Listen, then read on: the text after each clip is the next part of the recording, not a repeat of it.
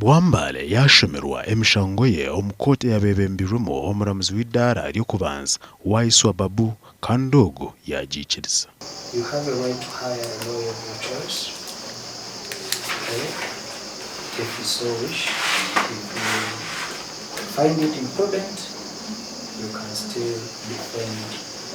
Kooti niyemwe yasinika abandi babiri arimanda ab'omushango nigwo gumwe aba n'omusirikare wa polisi wa Kyenjojo AIP Kule Yusuf Katuramo na Dennis Blessing okwisi abero 23 by'ukwezi kwa 10 bwanyuma yabo butikiriza mishango y'abashemerwa erimo okushangwa n'emibazi ya gavumenti.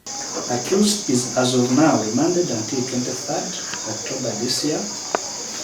This case is adjourned for hearing with no summons to issue for that day.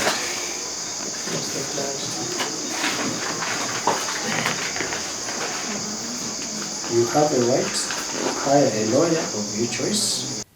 Aba nubasha bakoti okwemerwa koti ya yanga ngo batakashisha okuchondoza. Aba bakakwatwa abero 22 by'ukwezi oku omukikwekweto ekyakozwe ekitongo cy'emibazi ekya National Drug Authority ekyakozwe omukyanga kya Rwenzori.